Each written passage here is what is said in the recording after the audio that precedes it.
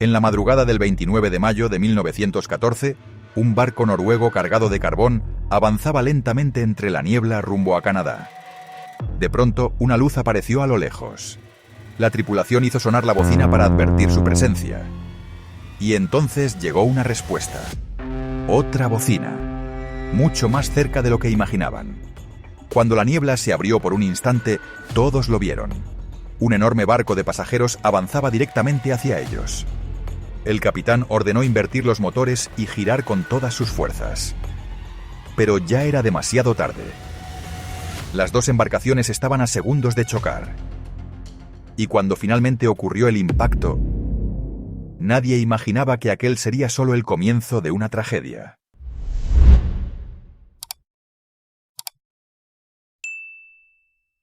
Si fueras a la parte más ancha del río San Lorenzo y descendieras unos 250 pies bajo el agua, verías algo extraño. Los restos de un enorme barco completamente destruido, reposando en silencio en el fondo. Si hoy alguien se sumerge en ese lugar, lo más probable es que solo encuentre las aletas y burbujas de algunos buzos experimentados. Y es que allí abajo todo es oscuridad. El agua es helada y muy pocos pueden llegar hasta ese punto sin un entrenamiento serio. Pero hubo un tiempo en que ese barco, hoy reducido a escombros, era el orgullo de su país. Era tan admirado que incluso se escribió un poema popular en su honor. Realizó cientos de viajes y transportó a miles de personas que cruzaban el Atlántico desde Canadá hacia Europa. Algunos regresaban a casa para ver a sus familias, otros viajaban para visitar amigos, y muchos simplemente lo hacían por turismo. Nuestra historia comienza en mayo de 1914, apenas unos meses antes de que estallara la Primera Guerra Mundial. En el puerto, un gran y elegante transatlántico esperaba a los pasajeros que estaban a punto de embarcar. Aquel barco era tan cómodo para viajar que había recibido un nombre imponente: Emperatriz de Irlanda. La compañía responsable de su construcción era la Canadian Pacific Railway, una enorme empresa canadiense con una extensa red de transporte que conectaba diferentes partes del mundo, desde rutas con caballos y trenes hasta líneas marítimas internacionales. Con la intención de ampliar aún más su red, la empresa canadiense negoció con el gobierno británico para crear una ruta marítima que conectara Canadá con Gran Bretaña y el Medio Oriente. Tras varios años se construyó una gran flota de barcos destinada a cubrir todas esas rutas. Estas embarcaciones tuvieron un éxito enorme y generaron ingresos mucho mayores de lo esperado. En ellas viajaba todo tipo de personas, desde empresarios y celebridades hasta inmigrantes y familias humildes que buscaban un nuevo comienzo. Dentro de aquella flota destacaban especialmente dos barcos construidos bajo estándares extremadamente estrictos. En esas naves prácticamente no se había dejado ningún detalle al azar. Se cuidó todo, desde la armonía de los colores en los interiores, la combinación de los muebles con las paredes y la comodidad de los asientos y las camas, hasta los aspectos más importantes, como el propio diseño del barco, considerado en su momento uno de los más modernos y seguros del mundo. El casco y el fondo estaban reforzados con acero para resistir impactos contra rocas. Y si aún así el agua llegaba a entrar, el barco contaba con puertas automáticas que se cerraban para impedir que el agua se extendiera por el resto de la nave. Cada uno de estos barcos tenía un peso aproximado de 14.100 toneladas y una longitud de 570 pies. Estaban diseñados para transportar alrededor de 1.500 pasajeros con comodidad, distribuidos en 3 clases. Cada clase tenía su propio tipo de boleto. Y cuanto más alto era el precio, mayor era el nivel de lujo durante el viaje. De aquellos dos barcos, uno fue llamado Emperatriz de Bretaña y el otro Emperatriz de Irlanda. Durante 6 años, estos dos barcos lograron un éxito extraordinario para la compañía que los operaba. Pero en 1912 ocurrió un acontecimiento que sacudió a toda la industria del transporte marítimo: el hundimiento del Titanic, perteneciente a la compañía White Star Line. A partir de ese momento, muchas personas comenzaron a perder la confianza en los grandes barcos equipados con tecnología moderna, y volvieron a considerar los métodos de viaje más tradicionales. Las compañías navieras, para recuperar la confianza del público, empezaron a llenar sus barcos con más botes salvavidas y a reforzar las medidas de seguridad. Cada pasajero pasó a tener varios dispositivos de flotación disponibles y chalecos salvavidas.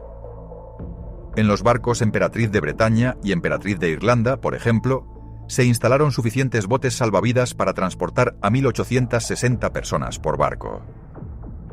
Y por cierto, esa cifra era muy superior al número de pasajeros que normalmente transportaban. Con estas medidas, la confianza del público comenzó a regresar poco a poco, y los viajes marítimos volvieron a operar con normalidad. Aproximadamente 2 años después de estos acontecimientos, el Emperatriz de Irlanda se encontraba atracado en el puerto de Quebec, en Canadá. Era el 19 de mayo de 1914, y los pasajeros empezaban a subir a bordo uno tras otro.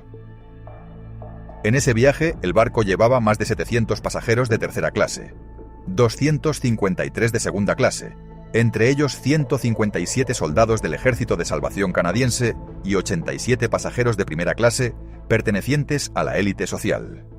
En total, el barco transportaba 1.057 pasajeros. La tripulación estaba compuesta por 420 personas, encargadas de atender y servir a todos los viajeros durante la travesía. El capitán del barco en ese viaje era Henry Kendall, uno de los capitanes más conocidos dentro de las compañías navieras. Había ganado su reputación 14 años antes, cuando logró sobrevivir al hundimiento de un barco frente a las costas de Canadá. Más tarde protagonizó otro episodio notable. Mientras comandaba un barco en el Océano Pacífico, notó que uno de los pasajeros le parecía sospechoso. Sin perder tiempo, envió un mensaje por telégrafo a la policía informando que había un pasajero sospechoso a bordo, alguien que parecía ocultar algo grave. Las sospechas resultaron ser ciertas. Aquel hombre era un asesino peligroso que llevaba tiempo siendo buscado por las autoridades. En cuanto el barco llegó al puerto, el sospechoso fue entregado a la policía, que agradeció públicamente la rápida actuación del capitán Henry Kendall. Este incidente aumentó aún más su fama y lo convirtió en una figura destacada dentro de la compañía. Por eso fue nombrado capitán del Emperatriz de Irlanda, uno de los barcos más lujosos y valiosos de la flota.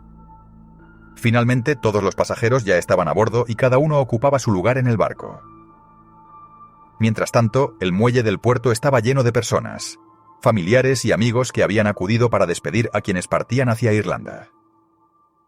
Entre la multitud también había curiosos que simplemente querían observar el momento en que el gran transatlántico imperial comenzara a alejarse del puerto. A las 4:30 de la tarde, el barco comenzó a prepararse para iniciar su viaje. Las amarras que lo sujetaban al muelle fueron soltadas, y varios remolcadores se acercaron para ayudarlo a maniobrar. Mientras sonaban las melodías de la banda musical, el barco empezó a moverse lentamente hacia el río. Los motores se encendieron. El capitán Henry Kendall tomó el control del timón y el transatlántico comenzó a alejarse del puerto, dejando el muelle atrás. Pero para muchos de los pasajeros, aquella sería la última vez que verían su tierra natal. Poco a poco, los viajeros se instalaron en sus camarotes, que durante los próximos 4 días se convertirían en su hogar en medio del mar.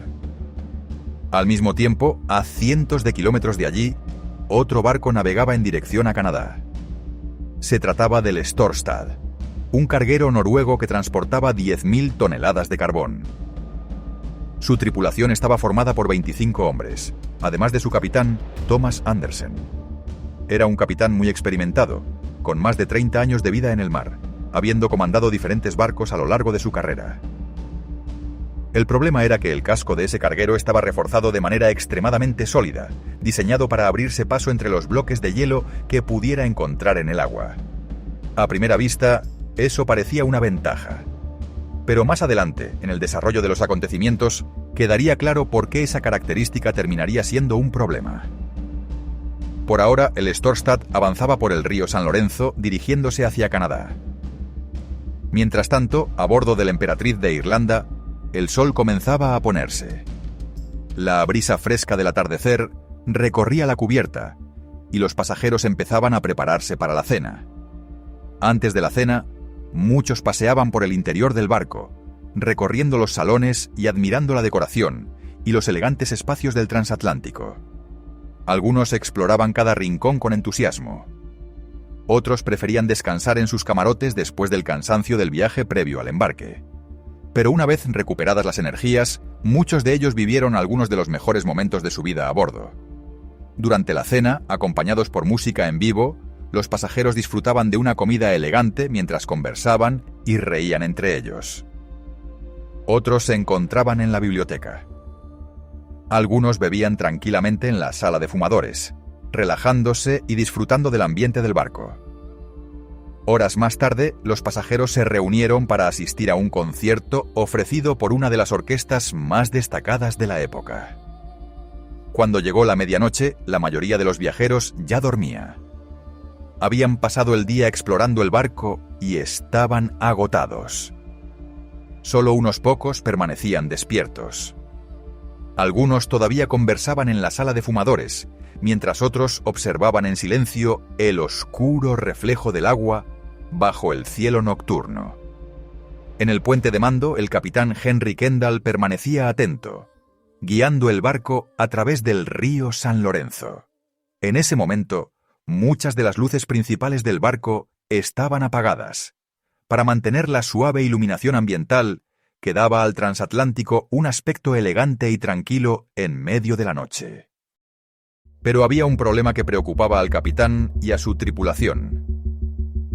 La niebla era extremadamente densa. La visibilidad no superaba los 100 pies alrededor del barco. Por esa razón, el propio capitán decidió permanecer junto a su tripulación en el puente de mando. Sabía que navegar por el río San Lorenzo exigía gran precisión, especialmente con una niebla tan espesa. Cuando el capitán notó que la niebla se volvía aún más intensa de lo habitual, ordenó reducir la velocidad del barco al mínimo posible. El ambiente era tranquilo. Todo parecía normal.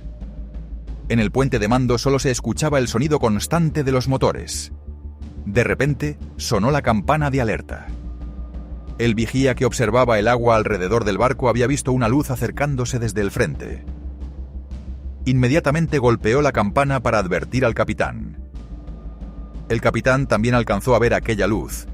Supuso que se trataba de otro barco que avanzaba en dirección contraria. Sin embargo, Henry Kendall no le dio demasiada importancia en ese momento. Desde su punto de vista, cada barco navegaba por su propia ruta. Incluso si sus trayectorias llegaban a cruzarse, el transatlántico podía aumentar ligeramente la velocidad y pasar antes, despejando el camino del otro barco. Pero había un factor que el capitán debía considerar. El río San Lorenzo tiene fuertes corrientes, capaces de alterar la dirección de un barco. Estas corrientes podían impedir que el transatlántico cruzara a tiempo frente al otro barco. Peor aún, podían empujarlo directamente hacia su trayectoria.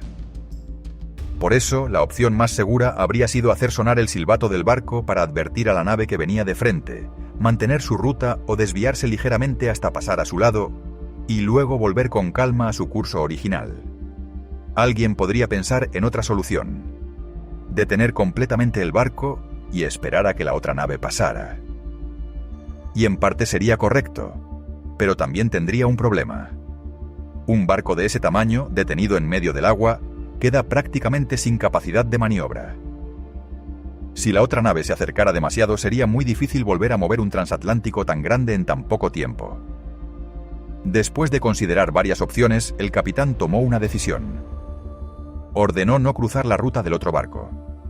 A través del telégrafo del puente, envió una instrucción a la sala de máquinas para invertir el sentido de las hélices.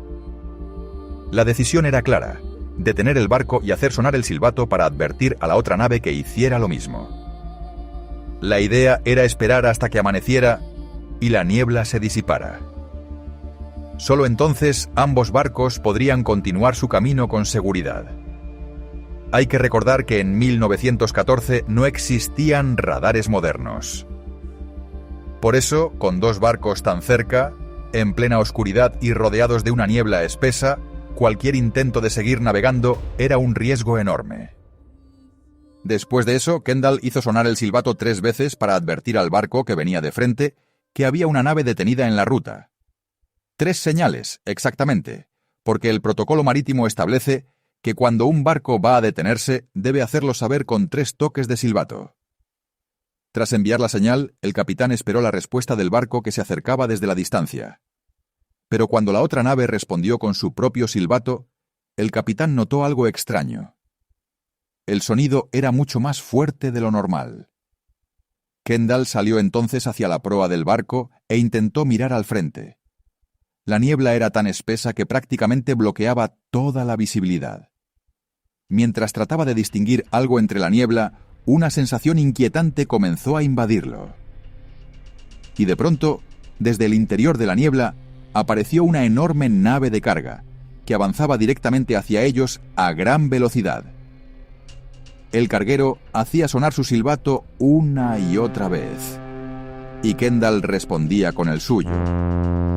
Al comprender que la situación se estaba saliendo de control, el capitán intentó girar el barco lo más rápido posible para alejarse de la nave que se acercaba. Ordenó a la tripulación que pusiera los motores a máxima potencia y que giraran el timón completamente hacia la derecha. Pero ya era demasiado tarde. El otro barco se acercaba cada vez más. De repente, un violento impacto sacudió todo el transatlántico. Los pasajeros despertaron sobresaltados por el choque que hizo temblar la nave de un extremo a otro. Pero aquello no fue una colisión cualquiera. ¿Recuerdas el carguero del que hablamos antes? Aquel cuyo casco estaba reforzado de manera extremadamente resistente. Ahora se entiende por qué ese detalle terminaría convirtiéndose en el inicio de la tragedia. Cuando el carguero embistió a la emperatriz de Irlanda con toda su fuerza, su proa reforzada penetró profundamente en el casco del transatlántico. El daño fue devastador, tan grave que desde ese instante el destino del barco quedó prácticamente sellado. En el momento del impacto, varios pasajeros dormían en camarotes cercanos a la zona de la colisión. Muchos de ellos murieron al instante, atrapados por la violencia del choque. Cuando el capitán vio el estado del barco y comprendió que había sido desgarrado en el centro, supo de inmediato que el hundimiento era inevitable. Entonces comenzó a gritar a la tripulación del otro barco que no retrocedieran. Necesitaba que el carguero permaneciera en su lugar, sosteniendo el casco del transatlántico. Si el carguero se retiraba, el agua entraría libremente por la enorme abertura causada por el impacto. Pero eso fue exactamente lo que ocurrió. Las 2 naves comenzaron a separarse lentamente, arrastradas por el agua. Y ese momento desencadenó la verdadera catástrofe. En ese instante, el capitán utilizó el telégrafo para ordenar a su tripulación que cerraran las compuertas estancas, intentando evitar que el agua se extendiera por el resto del barco. Pero ya era demasiado tarde. El agua estaba entrando con una rapidez aterradora, y los pasajeros comenzaban a morir uno tras otro. El impacto había abierto en el casco un agujero de 25 pies de largo y 14 pies de ancho. Era como si una puerta de 7 metros hubiera quedado completamente abierta bajo el agua. Por esa abertura entraban 60.000 galones de agua por segundo. La altura de la proa del carguero era equivalente a un edificio de 7 pisos. Por eso, al impactar contra el transatlántico, abrió un agujero enorme en el casco de la emperatriz de Irlanda. Los pasajeros que corrían intentando salvar sus vidas, pronto se dieron cuenta de que el agua era más rápida que ellos. En cuestión de segundos, comenzaba a atraparlos y a arrastrarlos hacia el interior del barco. Mientras tanto, la tripulación trataba de ocupar sus posiciones para cerrar las compuertas estancas, con la esperanza de frenar el avance del agua dentro del barco. Pero el agua entraba con tal velocidad que incluso los propios tripulantes quedaban atrapados antes de poder cerrar las puertas. El barco descendía rápidamente. El agua inundó los niveles inferiores y se extendió por todos los compartimentos de abajo. Como consecuencia, la mayoría de los pasajeros de tercera clase murió ahogada. En ese momento, el capitán comprendió que todos los planes habían fracasado. El barco ya no podía salvarse. En medio del pánico, los gritos y la confusión que llenaban los pasillos de segunda clase, solo unos pocos pasajeros lograron llegar hasta la cubierta. Allí intentaron subir a los botes salvavidas junto con algunos pasajeros de primera clase, con la esperanza de alejarse rápidamente del barco. Pero debido a la fuerte inclinación del transatlántico, muchos de los botes no podían bajarse correctamente. Desesperado, el capitán contactó al ingeniero jefe y le ordenó poner los motores a máxima potencia, con la idea de impulsar el barco hacia adelante y buscar alguna orilla donde pudiera encallar. La respuesta del ingeniero jefe fue devastadora. «¿Qué motores, capitán?», respondió. «El agua ya ha entrado y ha inundado toda la sala de máquinas». El agua había cubierto los motores y también los niveles inferiores del barco, donde muchos pasajeros quedaron atrapados. Mientras hablaban, las luces del barco se apagaron de repente. El ingeniero señaló con resignación. El agua había alcanzado también la sala de generadores eléctricos, dejando al barco completamente sin energía. En ese momento todos comprendieron algo terrible. El barco se hundía cada vez más rápido. El capitán tomó al ingeniero jefe del brazo y ambos comenzaron a correr lo más rápido que pudieron. Finalmente saltaron al agua, alejándose del barco mientras nadaban para evitar ser arrastrados por el hundimiento. En la cubierta y en los niveles superiores, los pasajeros contemplaban el caos por última vez en sus vidas. El agua ya había alcanzado los pisos superiores, rompía las ventanas y se precipitaba hacia los salones. Ancianos, niños y madres permanecían en los botes que aún colgaban del barco, sin saber qué hacer.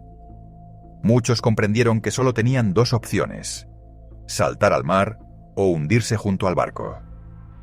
En uno de los botes salvavidas, varios pasajeros intentaron bajarlo por su cuenta para salvar sus vidas y las de sus hijos.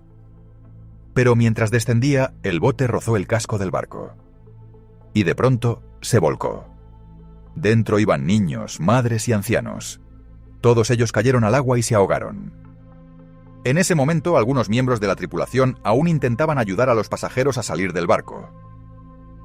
En el lado opuesto, debido a la fuerte inclinación del transatlántico, varios botes salvavidas comenzaron a deslizarse solos y a caer al agua. Cuando cientos de personas vieron esos botes descendiendo, corrieron desesperadamente hacia ellos con la esperanza de salvarse del agua helada. Pero apenas 10 minutos después, ocurrió lo inevitable. El barco se volcó completamente hacia un lado y se hundió con todos los pasajeros que aún estaban a bordo. Más de 14.000 toneladas de acero se inclinaron sobre quienes todavía permanecían atrapados en su interior, sin posibilidad de escapar. La escena fue aterradora incluso para quienes estaban fuera del barco. Pero el horror era aún mayor para los pasajeros que quedaron atrapados dentro del casco. Uno de los sobrevivientes contó después que él era el único de su familia que llevaba un chaleco salvavidas. Al darse cuenta de que ninguno de sus familiares tenía uno, tomó una decisión desgarradora.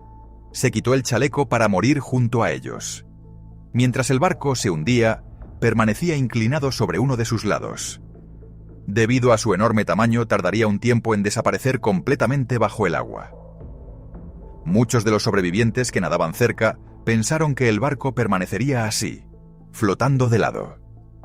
Por eso comenzaron a nadar hacia él con todas sus fuerzas para subirse al casco y mantenerse fuera del agua. Uno de los pasajeros que logró llegar al barco se dio cuenta de algo inquietante. Cada ola que golpeaba el casco era más alta que la anterior. Entonces comprendió lo que los demás aún no notaban. El barco seguía hundiéndose lentamente, y el nivel del agua subía cada vez más. Poco a poco, el mar fue cubriendo una parte mayor del casco, hasta que finalmente el barco desapareció por completo bajo el agua. En ese momento, el capitán Henry Kendall y el ingeniero jefe habían logrado subir a uno de los botes salvavidas. Mientras observaban a lo lejos, distinguieron al carguero que había chocado con ellos, que todavía permanecía en el mismo lugar. El capitán comenzó entonces a llamar a los otros botes salvavidas para que lo siguieran hacia el carguero. Cuando llegaron, la tripulación del barco de carga bajó escaleras por el costado para ayudar a los sobrevivientes a subir a bordo. Incluso lanzaron algunos de sus propios botes para colaborar en el rescate. el capitán Kendall tomó esos botes y regresó repetidamente al lugar donde se había hundido su barco, buscando sobrevivientes. Pero lamentablemente, lo que comenzó como una misión de rescate terminó convirtiéndose en una recuperación de cuerpos.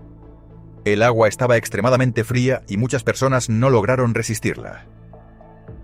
Cuando la niebla comenzó a disiparse y la visibilidad mejoró, apareció una escena estremecedora. Cientos de cuerpos flotaban en la superficie, entre restos del barco y fragmentos del desastre dispersos por todas partes. Aún así, el capitán no se rindió. Continuó buscando entre los sobrevivientes con la esperanza de salvar a cualquiera que aún estuviera con vida. Después de 3 horas, logró rescatar a 75 personas. Cada vez que salvaba a alguien, lo llevaba rápidamente al carguero, donde la tripulación les cambiaba la ropa y les brindaba primeros auxilios, porque muchos de ellos perdían el conocimiento apenas llegaban a bordo. Cuando finalmente terminó la operación de rescate, el capitán también subió al carguero para descansar. Cuando Kendall subió por primera vez al carguero, fue directamente hacia su capitán y le preguntó: ¿Usted es el capitán? El hombre respondió con naturalidad que sí. En ese momento, Kendall lo sujetó con furia y le gritó: «¡Tú hundiste mi barco!». Entre ambos se desató una fuerte discusión. Después de aquel largo enfrentamiento, el capitán Kendall volvió a bajar a los botes salvavidas. Llorando, regresó al lugar donde se había hundido su barco para seguir buscando sobrevivientes e intentar salvar a cualquiera que aún estuviera con vida. Cuando amaneció, 2 barcos más llegaron al lugar del desastre para comenzar la recuperación de los cuerpos. Si recuerdas al ejército de salvación del que hablamos antes, compuesto por alrededor de 170 miembros, casi todos fueron encontrados sin vida. Solo 8 de ellos sobrevivieron. Sin embargo, incluso esos 8 ayudaron al capitán Kendall en la búsqueda de cualquier persona que aún pudiera estar con vida. Durante el hundimiento, los propios miembros del ejército de salvación habían estado ayudando a otros pasajeros a subir a los botes salvavidas. Pero cuando el barco finalmente se hundió, alrededor de 160 de ellos murieron. Entre los pasajeros también se encontraba un viajero y aventurero llamado Sir Henry Seton. Lamentablemente, él también murió en el desastre. Su cuerpo fue encontrado a unas 40 millas del lugar del accidente. Los rescatistas también recuperaron el cuerpo del hombre que se había quitado su chaleco salvavidas para morir junto a su familia. Sus cuerpos fueron encontrados juntos. Cuando el barco había salido del puerto al inicio del viaje, llevaba 138 niños a bordo. De ellos, solo 4 sobrevivieron. El resto murió en el naufragio. El número total de víctimas de la emperatriz de Irlanda alcanzó 1012 personas. Los equipos de rescate, mientras recuperaban los cuerpos, muchas veces no podían contener las lágrimas ante las escenas que encontraban. Especialmente al ver madres que habían muerto abrazando a sus hijos pequeños. Mientras tanto, los familiares de las víctimas esperaban en el puerto en grandes multitudes, aguardando la llegada de los cuerpos de sus seres queridos. Y todos se hacían la misma pregunta: ¿cómo pudo ocurrir una tragedia así? ¿Y quién era el responsable? La investigación del desastre estuvo a cargo de John Bingham y Lord Mersey. Cabe señalar que eran los mismos investigadores que habían dirigido la investigación del hundimiento del Titanic exactamente 2 años antes. Muchos señalaron como responsable al carguero que había provocado la colisión, especialmente cuando se supo que tenía problemas de navegación y control. Finalmente, la tripulación del carguero y la compañía propietaria fueron sancionadas. Sin embargo, algunos investigadores también criticaron la decisión del capitán Kendall, argumentando que detener el barco, en lugar de maniobrar para alejarse, pudo haber contribuido al desastre. Y aquí termina la historia de hoy. Si te gustó, no olvides darle like, suscribirte y dejar tu opinión en los comentarios. ¡Hasta la próxima!